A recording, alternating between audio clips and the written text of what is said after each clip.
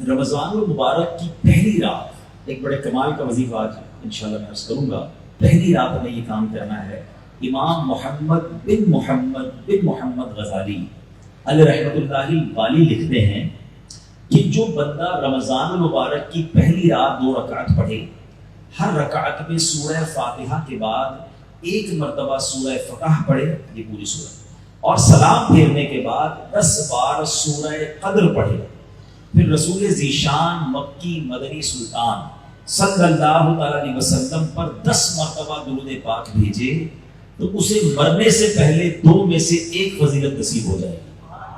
اور یہ جو 2 انعام ہے نا، جن دونوں میں سے کوئی ایک ملے گی، یہ دونوں ہی بڑے کمال ہیں. فرمایا یا تو اس بندے کو خواب میں اللہ تعالیٰ کا دیدار نصیب ہو جائے.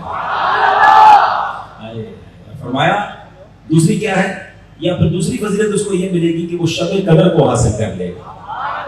دونوں ہی سمجھ لے کمال کی فضیلتیں ہیں. سبحان اللہ. ماہ رمضان تو کیا آتا ہے، بیڑا پار ہو جاتا ہے، گناہ گاروں کی بن آتی ہے.